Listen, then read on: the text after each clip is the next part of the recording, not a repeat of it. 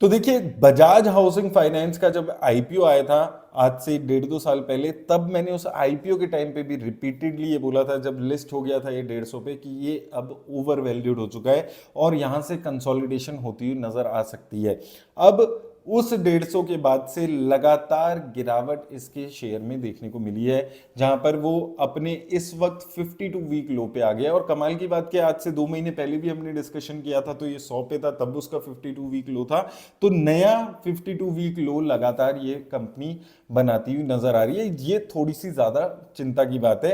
अब यहां पर हम इस वीडियो में अभी रिसेंटली जो इसके रिजल्ट्स आए हैं उसको देख लेते हैं एक बारी, कैसे रिजल्ट्स रहे हैं, क्या रिजल्ट्स ये रीजन है कि ये शेयर भाग नहीं पा रहा है या और कोई चीजें।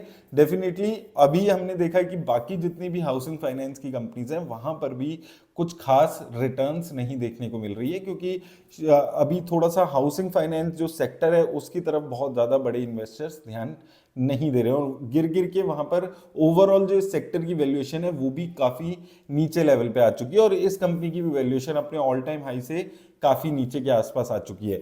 तो एक बार अगर हम सबसे पहले यहाँ पर चल के रिजल्ट्स की बात करें तो देखिए 91 रुपीज के आसपास अभी चल रहा है ये, और प्राइस टू अर्निंग 30 के आसपास आपको नजर आएगी। जैसे हम अभी डिस्कस कर रहे थे, आप यहाँ पर देखेंगे तो जब से रिजल्ट्स आए उसके बाद से आप देखें 125 तक गया इस साल में, और उसके बाद से नीचे लगातार वन साइडेड गिरावट आपको यहाँ पर देखने को मिली है।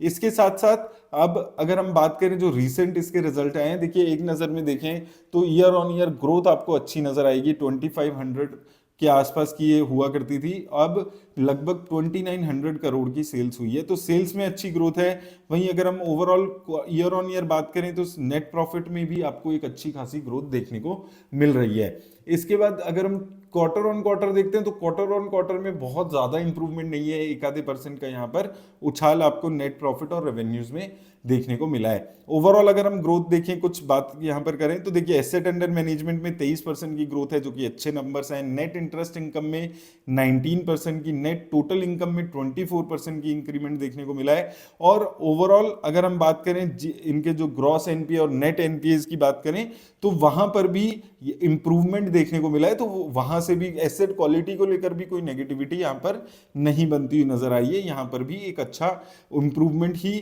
यहाँ पर देखने को मिला है। इसके अलावा अगर आप देखें लोन एसेट्स में इंप्रूवमेंट है, 23% के आसपास की इंप्रूवमेंट ओवरऑल देखने को मिली है। और नेट प्रॉफिट की बात करें तो लगभग 21% की इंप्रूवमेंट है। तो लगभग 20% की रेंज में आपको सारे यहाँ per year on year growth देखने को मिल जाती है। और 9 मंथ्स की अगर हम कंपैरिजन की ग्रोथ देख रहे हैं तो यहाँ पर भी ऑन एन एवरेज आप देखें तो 20% के आसपास की आपको ग्रोथ नजर आती है, जो कि एक काफी अच्छी ग्रोथ है। अब यहाँ पर अगर हम बाकी चीजें देखते हैं तो चीजें अच्छी नजर आई है ग्रोथ के एंगल से ईयर ऑन ईयर। हालांकि क्वार्टर ऑन क्वार्टर थोड़ी सी दिक्कत है कि बहुत ज्यादा ग्रोथ सेल्स में और प्रॉफिट्स में नहीं देखने को मिली। लेकिन सबसे बड़ी दिक्कत जो आ रही है, जो मैं काफी टाइम पहले से ही आपको वार्न कर रहा हूं, वो है इस कंपनी की वैल्यूएशन के ऊपर। देखिए वैल्यूएशन अभी इसकी 30 के आसपास चल रही है। प्राइस टू अर्निंग अगर हम इंडस्ट्री की देखते हैं तो वो 15 के आसपास है। और दूसरी चीज क्या है कि जो बाकी इस सेक्टर से रिलेटेड कंपनीज है वहां पर भी आपको एक सिमिलर लेवल की ग्रोथ देखने को मिल रही है। अगर हम इस सेक्टर की और कंपनीज की बात करें, जैसे आप यहां पर आधार हाउसिंग देखेंगे तो यहां पर भी आप देखेंगे 19 की प्राइस टू अर्निंग है। एप्टेस वैल्यू हाउसिंग अगर हम देखते हैं ऐसे सिमिलरली तो यहां पर भी आप देखेंगे जो वैल्यूएशन है वो 14 के आसपास की आधार वैल्यू की। आधार वैल्यू की अगर हम रिसेंट रिजल्ट्स देखेंगे तो यहां पर भी आप ईयर ऑन ईयर एक अच्छी खासी ग्रोथ नजर आएगी, वही लगभग 20% के आसपास की। और चाहे हम सेल्स की बात करें चाहे रेवेन्यू की बात करें, और यहां पर भी आप देखेंगे 28-29% की ऑन एन एवरेज यहां पर भी आपको ग्रोथ दिख रही है। उसके बाद भी लगातार शेयर में करेक्शन है। सिमिलरली आधार फाइनेंसिंग हाउसिंग फाइनेंस की बात करें तो यहां पर आप देखेंगे स्टॉक की price to earning lower level पे नजर आ रही है, लेकिन ग्रोथ यहां पर भी सिमिलर आपको 20-22% की रिसेंटली और 3 और 5 साल में 37-40% की ग्रोथ है।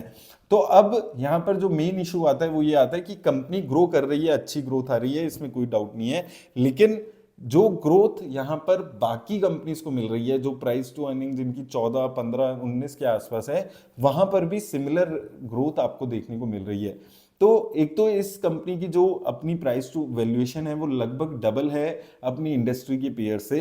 दूसरा जो ग्रोथ आ रही है वो भी सिमिलर लेवल पे, ऐसा नहीं है कि ये कंपनी 40% से ग्रो कर रही है और बाकी कंपनीज 15-20% से ग्रो कर रही है। तो इन दो रीजंस की वजह से एक अच्छा खासा वैल्यूएशन गैप अभी इस कंपनी का बाकी इस इंडस्ट्री से रिलेटेड कंपनी में आया हुआ है, और वो गैप ही बहुत टाइम से फिल होते हुए आपको नजर आ रहा है। और ये चीज और आगे भी चल सकती है अगर जो इसके रिजल्ट्स है उसमें बहुत ज्यादा अलग ग्रोथ बाकी चीजों में देखने को नहीं मिली है। तो ये 150 पे भी महंगा था, ये 120-25 पे भी महंगा था, 100 पर भी महंगा लग रहा था, और अभी 91 के आसपास 52 वीक लो पे है हालांकि, तो भी महंगा लग रहा है। सिर्फ हाई रिस्क अगर आप इन्वेस्ट करने में पसंद है तो ही अभी थोड़ा सा यहाँ पर इसके चलने की उम्मीद है, नहीं तो हो सकता है ये जो कंसोलिडेशन है वो और लंबी चले। तो जब तक 100 से ऊपर निकल के ये ट्रेड नहीं करता है वो तब तक थोड़ा सा यहाँ पर नेगेटिविटी बियरिशनेस बनी रहने वाली है। तो इन चीज़ों को आपको यहाँ पर ध्यान रखना है अगर आप यहाँ पर इन्वेस्ट कर रहे हैं। लेकिन याद रखिए किसी भी तरह की इन्वेस्टमेंट की राय नहीं है, कंपनी के बारे में आप रिसर्च करके अपना इन्वेस्टमेंट का डिसीजन ले सकते हैं। किसी भी कंपनी में इन्वेस्ट करने से पहले अपने फाइनेंशियल एडवाइजर से बात जरूर कर लीजिएगा। मेरी तरफ से बस इतना ही, धन्यवाद।